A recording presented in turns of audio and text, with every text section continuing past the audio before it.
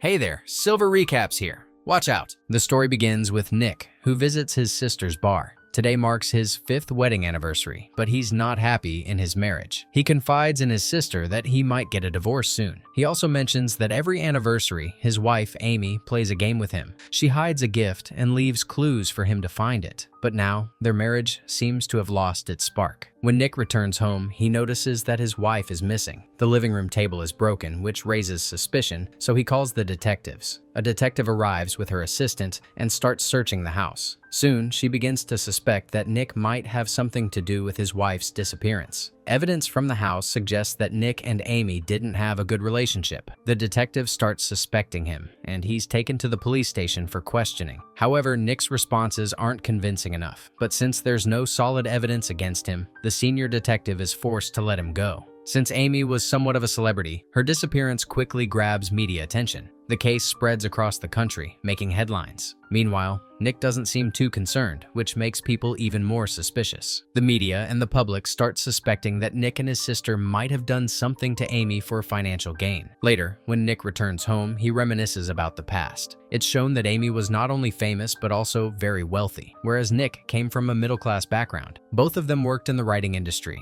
but when the recession hit, they lost their jobs. Things got worse when Nick's mother fell seriously ill. He decided to leave New York and move back to be with her. However, he never discussed this with Amy, but she still followed him. Even after his mother's death, Nick chose to stay there. Nick had stopped putting much effort into his work, so Amy opened a bar for him. His sister helped him run it. But over time, Nick and Amy's relationship started falling apart. Eventually, Nick got a job as a writing teacher at a college. That's where he met a student named Andy, and before long, they started having an affair. The story returns to the present, where the detective finds traces of blood in Nick's house. This strengthens her suspicion that Nick is involved in Amy's disappearance. Neighbors reveal that the couple used to fight frequently and that Amy never felt safe in her own home. In fact, she had even bought a gun for her protection. While searching the bathroom, the detective finds samples of Amy's urine, which are sent to the lab for testing. When the results come back, it's revealed that Amy was pregnant. However, Nick firmly denies it. He insists that there was no physical relationship between him and Amy anymore. The detective is now even more convinced that Nick is hiding something. She refuses to believe anything he says. Just then, a woman from the neighborhood arrives. She claims to be a close friend of Amy and reveals that Amy had always wanted to start a family, but Nick never wanted a family. From this, he finds this woman suspicious. He tells this to the detective that Amy never liked making personal connections with neighbors,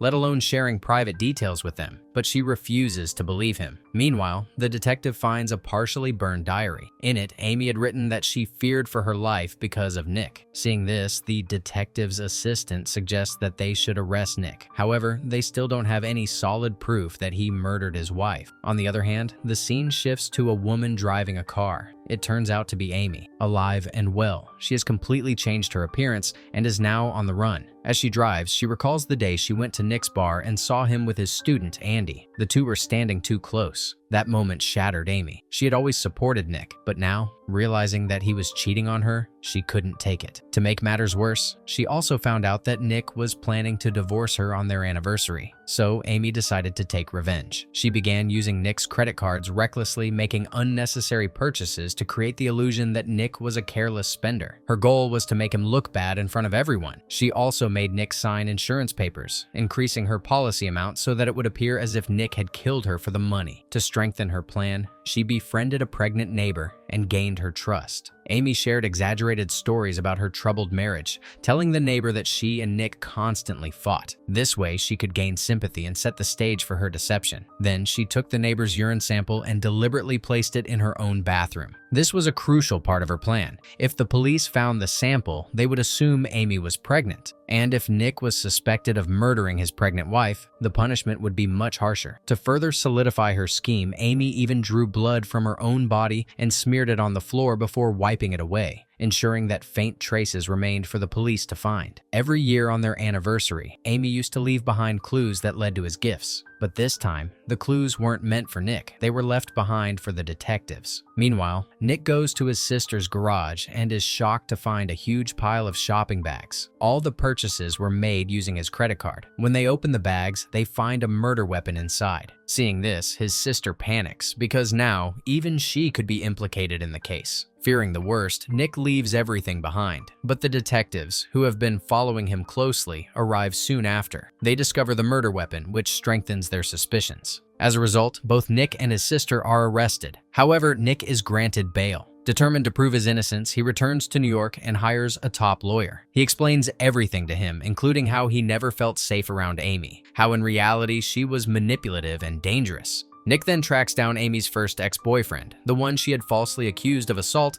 and had sent to jail. After speaking with him, Nick realizes that Amy is setting him up for revenge. Next, he tries to meet another one of Amy's ex-boyfriends, a wealthy man who is still in love with her. However, this man refuses to speak to Nick, making it clear that his feelings for Amy remain unchanged. Meanwhile, Amy is shown hiding out in a small town, living under a fake identity. One day, while she's out, she accidentally drops her money. A group of strangers notices and later breaks into her place at night, stealing everything she has. Now broke and desperate, Amy has no choice but to reach out to her wealthy ex-boyfriend. She calls him and asks to meet. When they meet, she tells him a fabricated story, claiming that Nick had been abusing her and that she feared for her life. She insists that she had no choice but to run away and that she can never go back home. Believing her lies, her ex-boyfriend takes her to his secluded lake house, assuring her that she can stay there for as long as she wants. No one ever visits that place. Back in town, people are still speculating about Amy's fate. Many are convinced that she is still alive. Because of this, a candlelight vigil is organized in Amy's honor. During the event, Nick gives an emotional speech in front of the crowd, pleading for Amy to come back home. Among the crowd is Andy, Nick's girlfriend. As she listens to his heartfelt words, she becomes furious. Unable to control her emotions, she goes to the press and publicly reveals that she and Nick were having an affair. As soon as this news breaks, people start believing that he must have either killed his wife or made her disappear. His reputation is completely destroyed. Desperate, Nick rushes to his lawyer for advice. His lawyer tells him that all the evidence is now stacked against him. However, he suggests a strategy. Nick should go on a famous talk show and share his side of the story. On live television, he must admit his mistakes and express his deep love for Amy. He needs to convince the audience that he desperately wants his wife back and that he truly regrets everything. The lawyer explains that if Amy is indeed setting him up, she's likely watching the news and monitoring everything he says. If Nick's words manage to stir her emotions, there's a chance she might come back. Nick appears on the talk show, delivering an emotional plea. He tells the world how much he loves his wife and desperately wants her to come home. To make his performance even more convincing, he pretends to cry on live television. Amy, watching the interview, is deeply focused on every word he says. As she watches, she notices something, a small but meaningful detail. Nick is wearing the tie she once gifted him. Her ex-boyfriend, Desi, also watches the interview and senses Amy's reaction. He realizes that she might be thinking about returning home and he doesn't want that to happen. He wants Amy to stay with him forever, but something inside Amy starts to change. Seeing Nick so emotional, a part of her begins to reconsider. However, Desi refuses to let her leave. His possessiveness starts to irritate her, and soon, her frustration turns into anger. Meanwhile, back in town, the detectives make a crucial discovery. They analyze the murder weapon found in Nick's sister's garage, and it's covered in Amy's blood. And once again, Nick is taken into custody. However, his skilled lawyer comes to his rescue. He manages to get Nick released on bail. Meanwhile, Amy is shown behaving sweetly with Desi. In front of the security cameras, she acts like a perfect, obedient partner, making it seem like she follows his every word. But in reality, her mind is working on a completely different plan. Once Desi leaves the house, she carefully injures herself, creating bruises and wounds on her body. Later that night, when Desi returns, Amy seduces him. She draws him close, making him believe she wants to be with him. As they get intimate, Amy executes her plan. The next morning, she takes Desi's car and drives straight back home, covered in blood. The moment she arrives, she's greeted by a massive press crowd gathered outside her house. Cameras flash as everyone watches in shock. Nick stands there, staring at her, but he immediately realizes this is just another one of her twisted schemes. Amy is quickly taken to the hospital. There, she tells the detectives that back in school, Desi was her boyfriend. But after their breakup, his obsession with her never ended. He kept sending her letters for years. Then, on the night of her anniversary, he suddenly showed up at her house. Terrified, she ran to the kitchen to escape, but Desi attacked her with a club, knocking her unconscious. When she woke up, she was locked inside his lake house. where he repeatedly forced himself on her. She tells the detectives that if they need proof, they can check the security footage from Desi's house. In reality, Amy had carefully manipulated the CCTV cameras, making sure she appeared as if she was being held against her will. However, the detective, who has been observing Amy closely, starts to feel suspicious. At the same time, she begins to reconsider Nick's version of events. The detective questions her. If Desi really kidnapped you, then how did the murder weapon end up in Nick's sister's garage? Instead of answering, Amy quickly diverts the conversation. She says, "If I hadn't returned, you would have sent my innocent husband to prison by now." And with that, she suddenly pretends to lose consciousness.